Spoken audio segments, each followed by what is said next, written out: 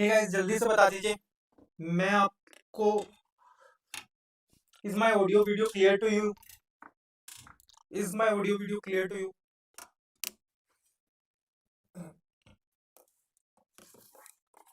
Is my audio video clear to you?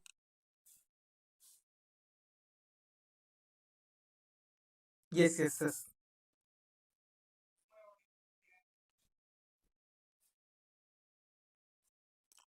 Okay. So guys, अभी indirect tax का paper हुआ था, तो काफी ज्यादा स्टूडेंट से वो पैनिक आ रखे थे कि इतना इनडायरेक्ट टेक्स्ट का पेपर डिफिकल्ट आया और आईबीएस के लिए नहीं पढ़ रहे थे। तो सबसे पहले जिनका भी अटेम्प्ट है ना, अभी जेल में चल रहा है, जिनका आईबीएस पेपर पेंडिंग है, तो आपको इस टाइम तो आईबीएस पे ध्यान देना चाहिए। ठीक है, ये वीडियो स्पेसिफिकली उनके लिए बन रही है जो जिनका अटेम्प्ट मई के अंदर है या सितंबर के अंदर है। उनको क्या चीजों का ध्यान रखना चाहिए ताकि आपको पेपर ये डिफिकल्ट नहीं लगे।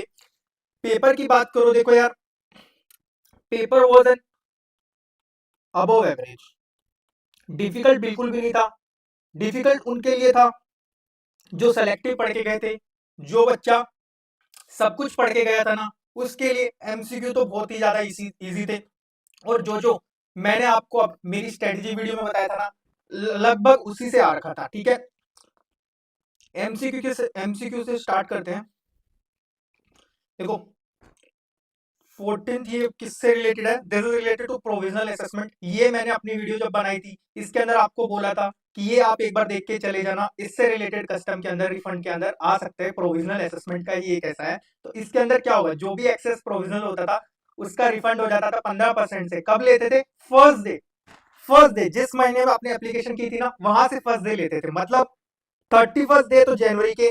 ठीक है, देन फेब के अंदर कितने होंगे? स्टिल 2025 है, तो लीप ईयर भी नहीं है, तो 28 डेज यहाँ पे होगा एंड 20 डेज यहाँ पे होंगे। टोटल 365 होंगे। टोटल ये कितना होगा?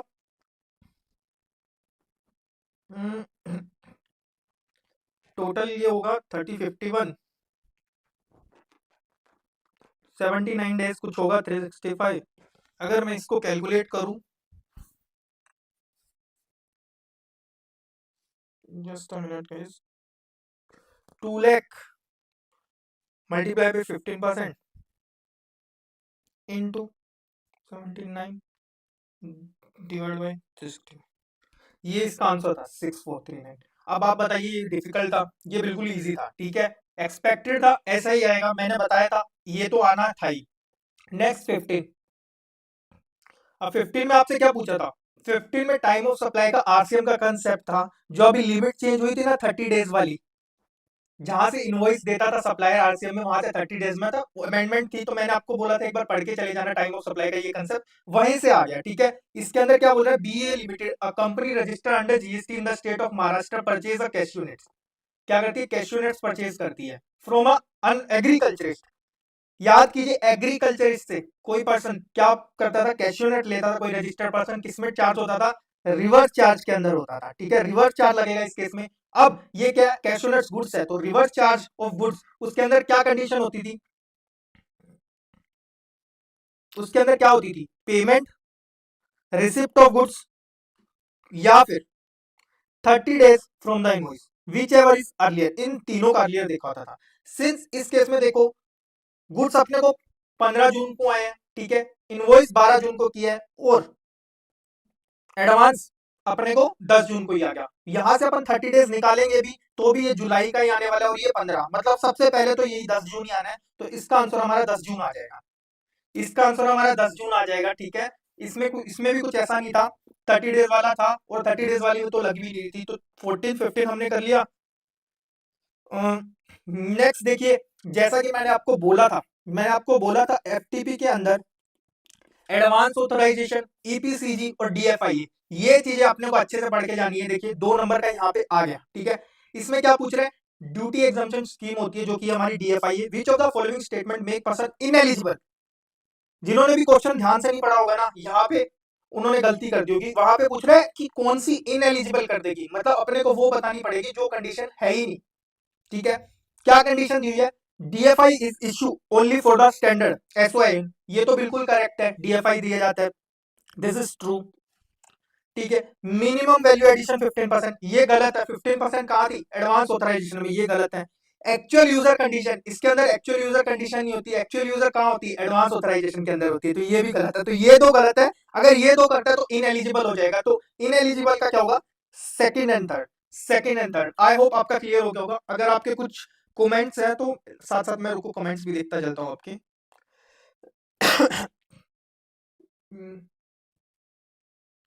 Just a minute guys.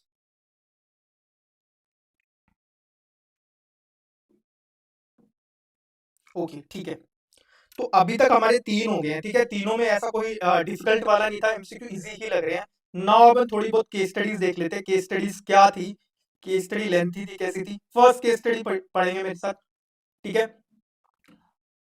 ये क्या है? Manohar and sons. Manohar and sons are registered person under GST in Ahmedabad Gujarat, ठीक है। अहमदाबाद गुजरात का पर्सन है ये। कहाँ का पर्सन है ये? अहमदाबाद गुजरात का।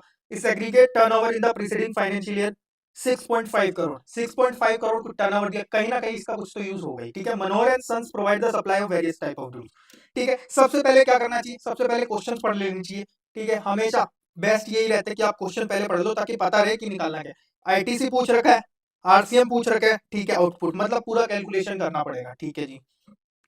उसके अलावा पूछ रखा है fourth, which of the following is true in respect of GSTRA 1A, ठीक है। ये तो डायरेक्ट थ्योरी का क्वेश्चन है। अगर आपने रिटर्न वाला पढ़ा होगा, रिटर्न के अंदर जीएसटीआरए 1A कब इश्यू कर सकते हैं? जीएसटीआरए 1A क्या होता है? अगर आपकी जीएसटीआर 1 में कोई गलती होती है तो आप क्या करते हो? 1A इश्यू कर देते हो। तो ये क्या होता है? ऑप्शनल होता है, क्योंकि गलती होती है तभी कर सकते हो, ठीक है। आपको फॉर एग्जाम्पल क्या हो गया, कोई रेसिपिएंट की आपने डिटेल नहीं डाली, तो आप फर्दर रेसिपिएंट की डिटेल डाल सकते हो। क्या रेसिपिएंट का जीएसटी रजिस्ट्रेशन करेक्ट कर सकते हो? उसमें रेसिपिएंट का जो नंबर डल गया ना, जीएसटी नंबर, वो ठीक नहीं होगा। आप फर्दर डिटेल डाल सकते हो, आपसे कोई मिस रहेगी तो ये गलत है, ठीक है। तो इसमें फर्स्ट एंड सेकंड करेक्ट है। पूछ क्या रहे क्वेश्चन में? करेक्ट पूछ रहे, रॉन्ग पूछ रहे?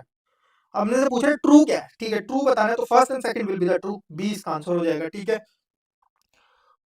उसके अलावा Manohar and sons will require to HSN. देखो मैंने बोला था ना, कहीं ना कहीं 6.5 की लिमिट दी होगी, 6.5 करोड़ का कुछ ना कुछ तो यूज होगा। याद कीजिए एचएसएन कोड में 5 करोड़, 5 करोड़ से ज्यादा में कुछ लिमिट होती थी, ठीक है। ये अब यहाँ पे 5 करोड़ से ज्यादा है तो 6 डिजिट का अपने को एचएसएन कोड देना होगा। 6 डिजिट का एचएसएन कोड देना होगा। कहाँ गया 6 डिजिट? ये मैं आपको दिखाऊं, मेरी बुक में भी कवर है ये।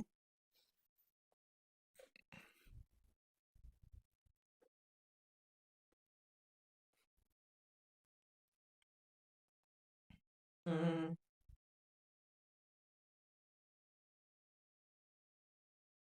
कहाँ पे है ये देखिए गाइस, बिल्कुल आपको बिल्कुल समरी फॉर्म में मैंने बना के दी हुई थी बुक, उसी में से पूछा हुआ है, देख लो। 6 नंबर का, ठीक है। ये होगा तो इसका 6 आ जाएगा। बिल्कुल इजी था ये भी। क्या ये डिफिकल्ट था? ये भी डिफिकल्ट नहीं था सर। तो इसका 6 आ जाएगा। कहाँ गया? हम्म, दोनों के लिए 6 होगा, ए होगा इसका, 6 डिजिट फॉर दोनों, ठीक है। उसके अलावा एफसीएम पूछा, मतलब आगे अपने को क्वेश्चन सॉल्व करना पड़ेगा। दो तो ऐसे थे जो अपने बिना पढ़े हो गए, तो ठीक है। अपने को अगर टाइम सेव करना होता है, ऐसे करना होता है। जो बच्चे बोलते हैं ना लेंथी था पेपर, वो क्या करते हैं, क्वेश्चन पहले पढ़ने लग जाते हैं और आंसर में बाद में आता है। अभी देखो, मतलब वो केस स्टडी पहले पढ़ने लग जाते हैं। मैंने देखो पहले ही 2 क्वेश्चन तो खत्म भी कर दिए। इवन मैं ये ना भी पढ़ूं तो भी मेरे 2 क्वेश्चन हो चुके हैं, ठीक है। तो ऐसे टाइम बचाना होता है पेपर में, हमेशा क्वेश्चन पहले पढ़ लिया करो। अब बता रहे देखो, प्रोवाइडेड एकोमोडेशन ऑफ 15 स्टूडेंट्स, ये कहां से? ये आईटीसी का, अगर आपने कोई क्वेश्चन करा होगा, आईटीसी का एक क्वेश्चन मैंने करवाया था, उसके अंदर मैंने आपको बताया था एग्जामिशन के अंदर 20,000 तक की वो लिमिट होती है, जिसमें अगर आप स्टूडेंट्स को देते हो वो एग्जाम्प्ट होती है। एग्जामिशन के अंदर मैंने पहला पहला पॉइंट लिखा हुआ है एग्जामिशन का, मैं आपको दिखाता हूँ। मेरे को पता था ये एडजस्टमेंट आने वाली है, मैं आपको सच बता रहा हूँ। ये देखो,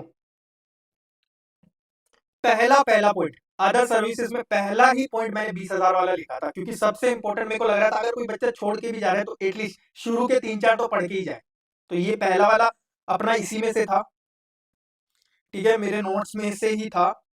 तो ये तो हो गया एग्जाम, ठीक है। नाउ सेकंड क्या बोला है, goods receive from a composition. याद कीजिए कंपोजिशन में क्या बोलता है सर, कंपोजिशन वाला क्या नहीं कर सकता, किसी से टैक्स कलेक्ट नहीं कर सकता। तो टैक्स कलेक्ट नहीं कर सकता तो इसका मतलब तो आईटीसी भी नहीं मिलेगा, तो इस पे भी आईटीसी अपने को नहीं मिलेगा, ठीक है। ये दोनों हो गए। अब third, provide restaurant services of 2,50,000, ठीक है। Restaurant services is situated inside a hotel which is not covered under specified. Specified premises, तो यहाँ पे कुछ लेना देना ही नहीं होना चाहिए, क्योंकि स्पेसिफाइड प्रीमाइसेस का कंसेप्ट कहाँ होता था, याद कीजिए 95 क्या बोलता है, जहां पे अगर मोर देन 7,500 होता था तो क्या करता था, जो होटल था वही करता था, अदरवाइज इको करता था। लेकिन यहाँ पे तो कुछ कंसेप्ट है नहीं, सिंपल 5% विदाउट आईटीसी का बोला हुआ है इसने। हमने क्या किया, तो ये आउटवर्ड में आ जाएगा हमारा 2,50,000 का 5%, कितना हुआ, जस्ट अ मिनट मेरे को ना, अपने को 10 जून को ही आ गया। यहाँ से अपन 30 डेज निकालेंगे भी तो भी ये जुलाई का ही आने वाला है, और ये 15, मतलब सबसे पहले तो ये था।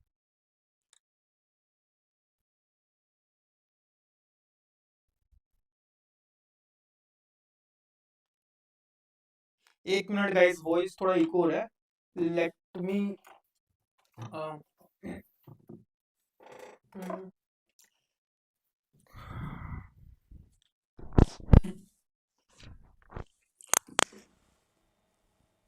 योगेश अभी बताना, अभी मेरा वॉइस क्लियर है आपको?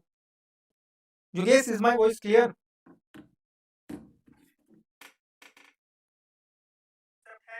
सिंपल 5% विदाउट आईटीसी का बोला हुआ है इसने।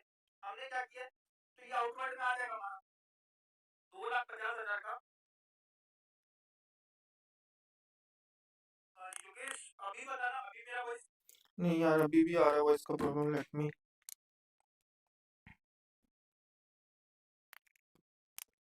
Just a minute, mic mic और है मेरे पास।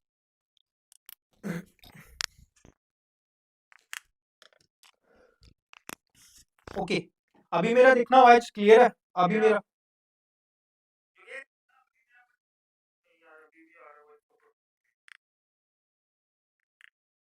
Late me check 2 minute.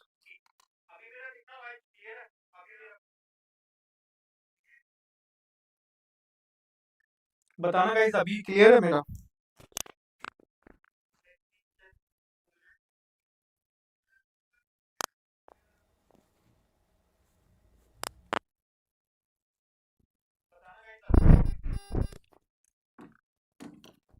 Just a minute guys, एक मिनट दो मेरे को टू डू समथिंग।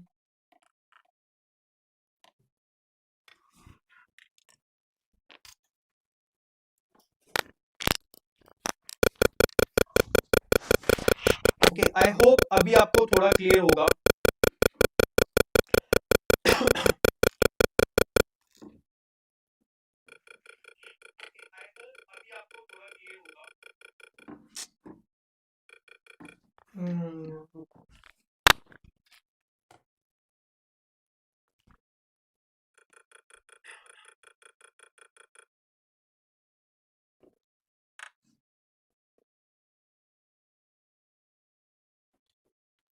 गाइस एक बार बताना, आवाज क्लियर है मेरी?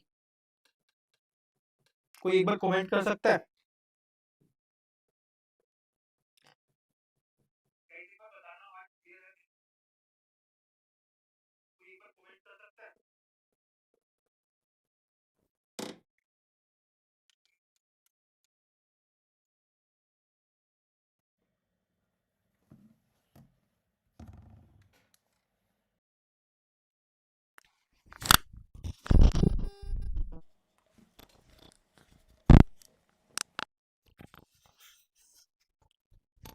ओके, नाउ लेट्स स्टार्ट, ठीक है।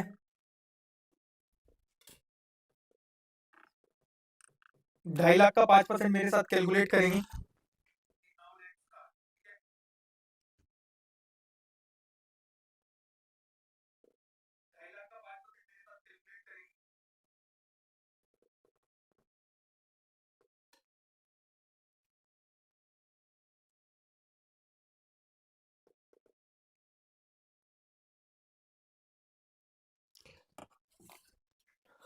$12,500, ठीक है।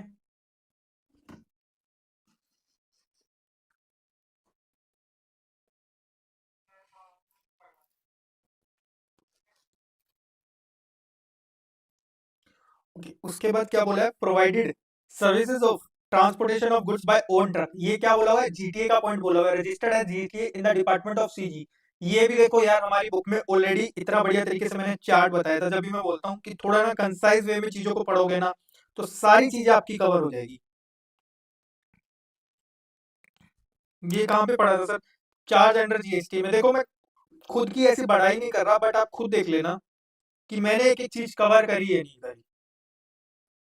देखो गवर्नमेंट एंटिटी अंडर सेक्शन 151 क्या था, एग्जाम्प्ट बोला हुआ है मैंने जीटी के केस में, ठीक है। तो यहाँ पे आप खुद देख लो, खुद देखो ये क्या होगा, 51 क्या होगा, एग्जाम्प्ट होगा ये भी एग्जाम्प्ट होगा, ठीक है। उसके बाद क्या हुआ, paid 80,000 for the purchase of aluminium scrap. Aluminium scrap को क्या बोल सकता हूँ मैं, मेटल स्क्रैप बोल सकता हूँ। मेटल स्क्रैप का केस याद कीजिए, आरपी टू आरपी के केस में क्या होता था, आरपी टू आरपी के केस में होता था हमेशा एफसीएम,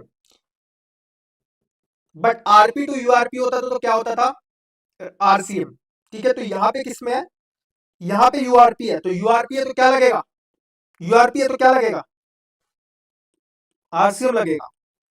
पेड 80,000 तो 80,000 पे आरसीएम लग जाएगा, ठीक है। मेटल स्क्रैप पे रेट देखेंगे, कुछ भी रेट नहीं दिया, 18% सीधा कैलकुलेट कर देंगे, इसका 80% कैलकुलेट कर देंगे, 18% सॉरी, ठीक है। तो उसके बाद receive legal services, legal services receive होती थी, क्या होता था, आरसीएम लगेगा इस केस में भी, इस केस में भी आरसीएम लगेगा, ठीक है। ये दोनों केसेस आरसीएम के आ गए अभी तक। उसके बाद copper scrap, copper is again metal होता है, तो मेटल स्क्रैप क्या था, आरपी टू आरपी होगा तो क्या होगा, यहाँ पे क्या है, आरपी टू आरपी है, यहाँ पे आरपी टू आरपी है तो क्या होगा, this will be cover under forward charge, ठीक है। Inward supply of goods providing restaurant services, देखिए रेस्टोरेंट सर्विसेज से रिगार्डिंग इनवर्ट सप्लाई ली है, तो इस केस में देखिए सिंस हमने क्या किया होता है यहाँ पे,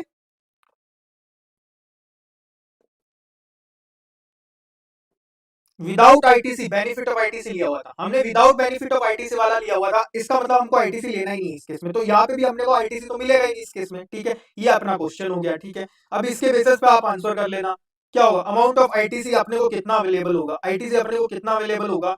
यहाँ पे आईटीसी की बात करूं, किस किस में मिलेगा सर, पहले केस में तो आईटीसी मिलेगा नहीं, प्रोवाइडेड सर्विस ऑफ, ये तो एग्जाम है, हमने सर्विस आउटवर्ड सप्लाई है। उसके बाद सेकंड में तो आईटीसी होगा ही नहीं, थर्ड में हमने सर्विस प्रोवाइड की है तो इनपुट तो है ही नहीं है, फोर्थ में भी नहीं होगा। उसके अलावा फोर्थ एंड फिफ्थ आ जाता है भाई, फिफ्थ एंड सिक्स, यहाँ पे 80,000 है, यहाँ पे 2,50,000 है,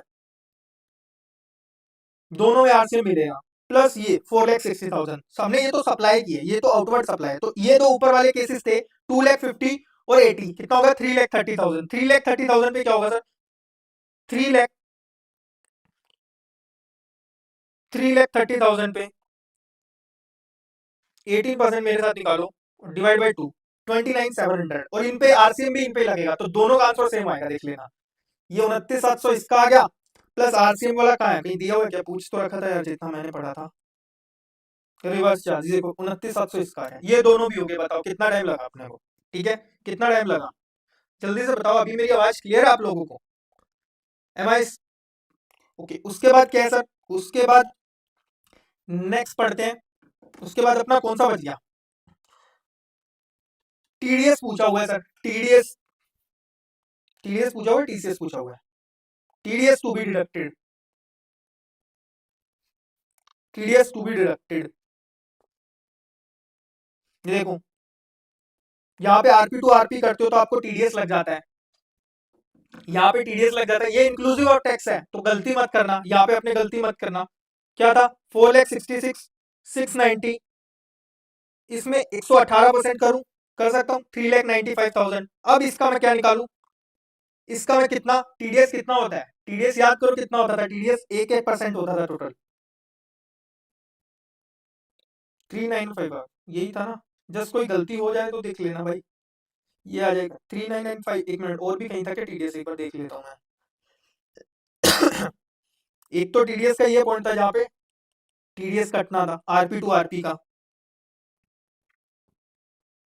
उसके अलावा इनवर्ट सप्लाई यहाँ पे भी टीडीएस नहीं कटना था, रिसीव लीगल यहाँ पे भी नहीं कटना था, पॉइंट नंबर 5 में भी नहीं कटना था, ट्रांसपोर्टेशन ऑफ गुड्स यहाँ पे भी नहीं कटना था, यहाँ पे क्यों नहीं कटना था, 2,35,000, 2.5 लाख से कम है। प्रोवाइडेड रेस्टोरेंट सर्विसेज, कॉम्पोजिशन यहाँ पे भी नहीं कटना था। ठीक है, अगर कुछ गलती हो तो देख लेना, कोई छूट गया हो तो। यही था ना, 3,995 होगा ना, amount of TDS to be deducted on outward supply provided by Manohar during the June, तो यही आएगा 3,995। और तो कहीं दिख नहीं रहा मेरे को। रेस्टोरेंट सर्विसेज की इस पे भी नहीं होगा, हमने जो काटा है इधर टीडीएस हम काटेंगे।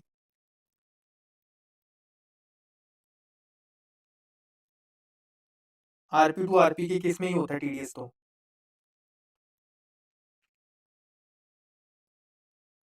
यहाँ पे भी नहीं होगा, यहाँ पे भी नहीं होगा।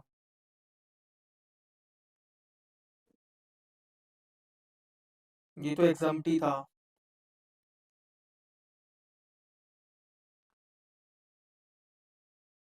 ठीक है, उसके अलावा उसके अलावा और क्या पूछा हुआ है? Amount of GST paid under forward charge, तो फॉरवर्ड चार्ज भी निकाल देंगे सर, फॉरवर्ड चार्ज भी निकाल देंगे। कितना होगा देख लेना। प्रोवाइडेड सर्विस पहला एग्जाम था, दूसरे पे आईटीसी था ही नहीं। प्रोवाइडेड रेस्टोरेंट सर्विस 2.5 लाख का 12,500, तो ये था 2.5 लाख का कितना था, 5% था, सॉरी हाँ 2.5 लाख का 5% तो निकाला था मैंने। 2.5 लाख का 5% कितना हो गया, 12,500, इसको 2 से डिवाइड कर दो, 6,250। ठीक है, ये किस पे होगा, ये फॉरवर्ड चार्ज के अंदर जाएगा। उसके अलावा क्या था फॉरवर्ड चार्ज के अंदर, उसके अलावा क्या था,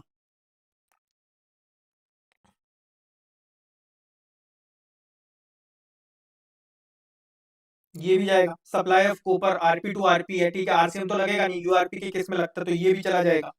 ये कितना था, 3,95,000, इतना ही था ना, 3,95,000 था ना, एक मिनट, 466 690 डिवाइड बाई 118%, 3,95,500 था। ठीक है, इसके केसेस में 18% ये हो जाएगा। ठीक है, इसको भी डिवाइड कर देंगे, प्लस जो हमारा ऊपर कितना निकला था 6,250, 41845, 41845, ये क्या कुछ दिया हुआ है क्या, ऐसा कुछ? अम्म, ये देखो यार, इजी था, देखो इतना नहीं था, कैलकुलेशन पार्ट थी लेकिन आप कर सकते थे, स्टिल मैनेजेबल था। ठीक है, अगर कोई गलती होगी तो देखो यार, मैं भी अभी सोल्व कर रहा हूँ, क्योंकि ना मेरे को पेपर थोड़ा लेट मिला था। मेरे को मैंने स्टूडेंट से मांगा था, थोड़ा लेट पेपर आया था, तो ये भी अपना हो गया, इतना डिफिकल्ट नहीं था। बट ना आपको ना ये ध्यान में रखना है कि ये ना इनडायरेक्ट टैक्स ऐसा सब्जेक्ट नहीं है जो आप कैसे भी कर लोगे। ठीक है, जस्ट अ मिनट गाइस। हाँ, उसके अलावा अपन करते हैं केस स्टडी 2 करते हैं सर, केस स्टडी 2 करते हैं, पीजी इंटरप्राइज एंड इको, जल्दी जल्दी करवा देता हूँ। Registered under GST in Patna, it provided platform for various supply to list and sell their product online to ultimate customers. It also has a separate food division, e platform था जहाँ पे वो vendor से लिस्ट करता था। ये यार आपको ना जो आपने स्विगी इंस्टामार्ट होता है ना, सेम उसका प्लेटफॉर्म दे दिया। ठीक है, जिसको स्विगी इंस्टामार्ट का समझ में आता है वो समझ जाएगा इस क्वेश्चन को। ठीक है, ई प्लेटफॉर्म जहाँ पे वो restaurant other than the supplied of restaurant eating बोल रहा है, अदर देन 95 की बात कर रहा है ये। अदर देन 95 जैसे कोई भी वेंडर होता था, अब वेंडर को सब्जियां वगैरह देनी है तो वो सब्जियां वगैरह ले रहा है। ठीक है, यहाँ पे वो नहीं है, फूड डिलीवरी वाला नहीं है, जो कंसेप्ट जोमेटो स्विगी वाला कंसेप्ट नहीं है कि जोमेटो स्विगी जो फूड डिलीवरी करे, वो कंसेप्ट नहीं है, कंफ्यूज मत हो जाना। डिटेल दी हुई है सर, ये कौन से में होगा सर, अदर देन 95 जो टीसीएस काटते हैं ना सेक्शन 52 में, ये उसकी केस स्टडी दी हुई है। ठीक है, पहला बोला हुआ है Mrs MSA regular registered person क्या करता है, 1,50,000 अपेरल करता है और वैल्यू 40,000 पर रिटर्न। हमेशा टीसीएस किस पे कटता है, हमेशा नेट वैल्यू पे कटता है, तो यहाँ पे कितने पे कटेगा, 1,10,000 पे कटेगा आफ्टर रिड्यूसिंग सेल्स रिटर्न। ठीक है, एक बार क्वेश्चन पढ़ लेते हैं, इजी रहेगा अपने लिए, क्वेश्चन पढ़ेंगे तो जल्दी जल्दी हो जाएगा। नेट लायबिलिटी निकालनी है, the value of taxable supply on which TCS for the month by PG. Okay, value of supply determine करनी है, कर लेंगे। उसके बाद बोला amount of TCS payable by PG made by MSA. यहाँ पे देखो काफी ज्यादा बच्चे गलती भी कर गए होंगे कि एमएसए लिखा हुआ है, तो यहाँ पे ना पूरा जितना टीडीएस का टीसीएस कटना चाहिए सारा मत ले लेना, एमएसए बी और सबका। यहाँ पे सिर्फ ए का पूछा हुआ है, तो यहाँ पे कितना होगा, 0.25% लेंगे, 0.25 अंडर सीजीएसटी, 0.25 अंडर एसजीएसटी, क्योंकि सीजीएसटी एसजीएसटी आई थिंक अलग अलग दिया हुआ है। तो यहाँ पे कितना होगा सर, एमएस 1,10,000, 1,10,000 का मेरे साथ कितना करेंगे, 0.25%, 275, इसका आंसर ये हो जाएगा। ठीक है, इसके अलावा कोई आप आंसर कर रहे हो तो वो गलत होगा, क्योंकि यहाँ पे सिर्फ MSA का पूछा हुआ था, अभी तक तो अपन ने कर लिया, ठीक है। उसके अलावा कुछ रिटर्न का दिया हुआ है। देखिए ये क्वेश्चन भी आप कर सकते हो, GSTR रेट क्या बोलता था रिटर्न के केस में, अगर आप नहीं करते तो 100 डे पर डे की आपकी पेनल्टी लग जाएगी अंडर CGST। सेम पेनल्टी किसके अंदर लगती थी, SGST के अंदर, बट मैक्सिमम कितना होता था, 5,000 CGST के अंदर, 5,000 SGST के अंदर, टोटल कितनी होती थी मैक्स, 10,000 के अंदर, ठीक है। यहाँ पे अपन पर डे कैलकुलेट करें, MS filed monthly return for the month of 19 सितंबर को की है, ठीक है। कब की बात हो रही है, जस्ट अ मिनट गाइस, जून की बात हो रही है। जुलाई अगस्त सितंबर, मतलब ऐसे तो बहुत ज्यादा लाइबिलिटी बन जाएगी, पर डे लेंगे तो पर डे के हिसाब से तो बहुत ज्यादा अपनी 12, 13, 14,000 चली जाएगी, तो 10,000 वाली लिमिट ही एप्लीकेबल होगी, तो 5, 5, 10, ठीक है। 5, 1 मिनट, 10, 5 दोनों ऑप्शन दिए, किसमें पूछा हुआ, IGST पूछा हुआ, CGST। The total liability to be levied under CGST agency, दो, अच्छा दोनों की मिला के पूछी हुई है, तो दोनों की तो फिर 10,000 आ जाएगा। ये मत कर देना 5,000, क्योंकि CGST एजीएसटी अलग अलग नहीं पूछी हुई, एक साथ टोटल पूछी हुई है, तो ये भी हो जाएगा, ठीक है। अभी तक हमने केस स्टडी इतनी पढ़ी भी नहीं, 2-3 क्वेश्चन तो खत्म भी कर दिया अपन ने। उसके बाद पढ़ेंगे MSB, सप्लाई क्या करता है, 60,000 गुड्स कितने रिटर्न हो गए, 70,000, मतलब 10,000 का नेगेटिव आ गया, ये तो क्या नेगेटिव पे TCS कटेगा, नेगेटिव पे तो TCS कट ही नहीं सकता, ठीक है। ये भी हमारा हो जाएगा, इतना मुश्किल नहीं था। उसके बाद थर्ड क्या बोला, in addition to the above other registered dealer located in Bihar supplied the value of 2,40,000 in addition to the other register located in Bihar supplied 2,40,000, ठीक है। इस 2,40,000 पे भी हमारा 0.25 कट जाएगा, ईच 0.25 ईच कटेगा, ठीक है। टोटल वैल्यू एक पूछी थी ना अपने से, 1,10,000, 2,40,000, कितना हो गया, 3,50,000 कुछ वैल्यू होगी, तो ये हमारा हो जाएगा। उसके अलावा चौथा पॉइंट बोला था, restaurant services, restaurant eating joint supplied food item value 3 lakh through it, ठीक है। 3 लाख की वैल्यू का restaurant supplied food item value 3 lakh through it, इस पे तो TCS ही नहीं होगा, ये TCS वाला आइटम नहीं है भाई, क्योंकि ये तो अगर रेस्टोरेंट सप्लाई कर रहे हो आप, सपोज मैं जोमेटो से खाना मंगवाता हूँ, तो वो क्या TCS के अंदर आएगा, नहीं, इसके अंदर किस में आएगा, 95 के अंदर आएगा ये case. Okay, further the following information is also provided, just a minute guys,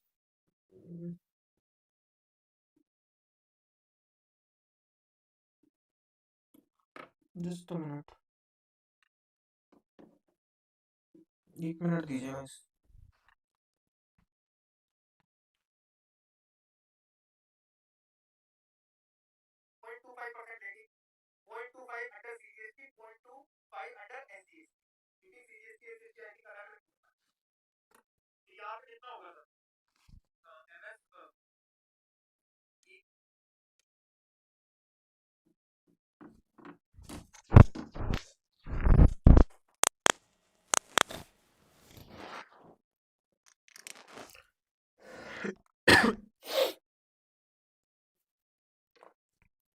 ठीक है, अपन करते हैं आगे, सॉरी।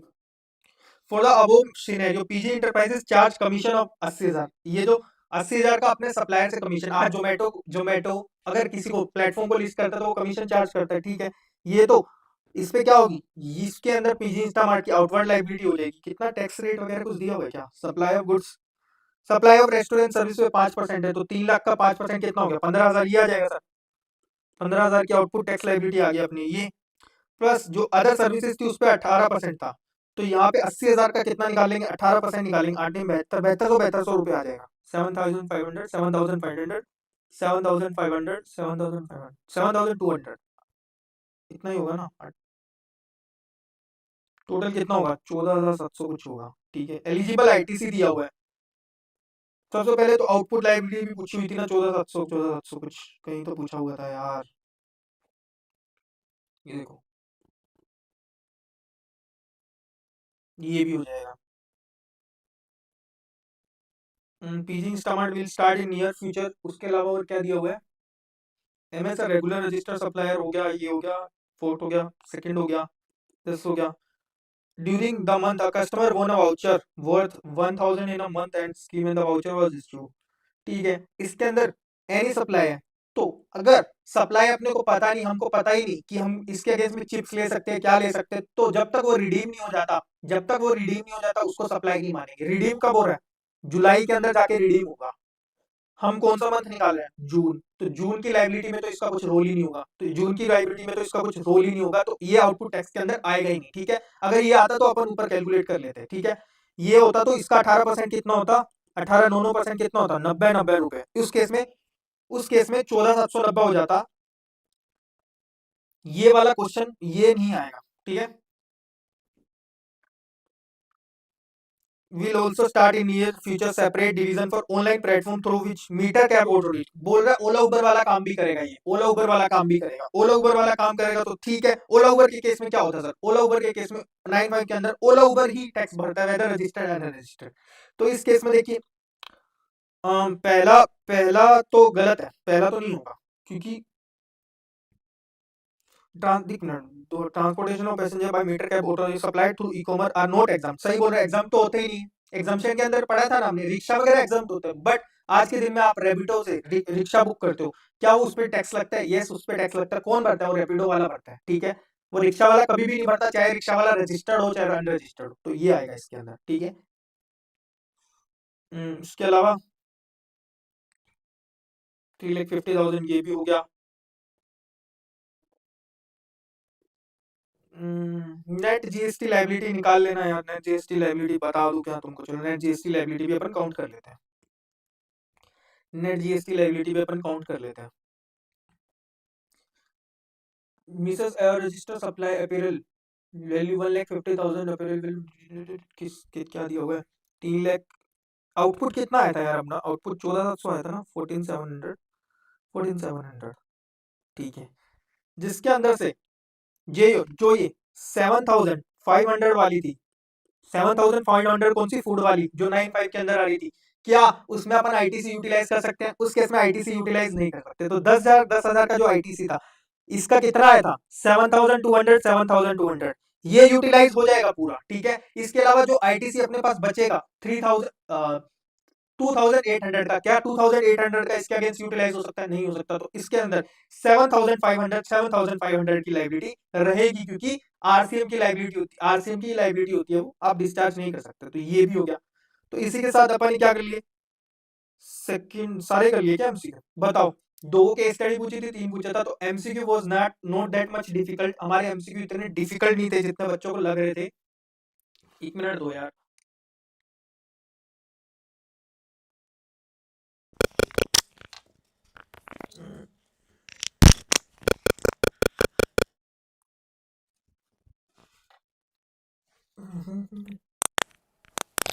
ठीक है, उसके बाद अपन डिस्क्रिप्टिव की बात कर लेते हैं सर, ठीक है। ये तो हमारा था अभी तक एमसीक्यू पार्ट, जो कि मैं बोलूंगा एवरेज था, इतना डिफिकल्ट भी नहीं था। अगर आपने